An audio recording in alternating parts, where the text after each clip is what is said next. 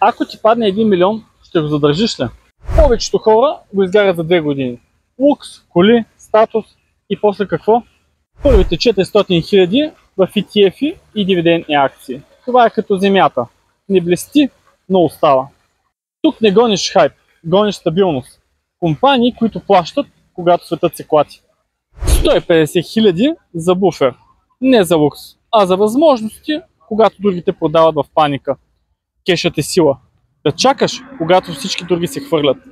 150 хиляди в знания, курсове, менторство, опит. Това е актив, който не се обезценява.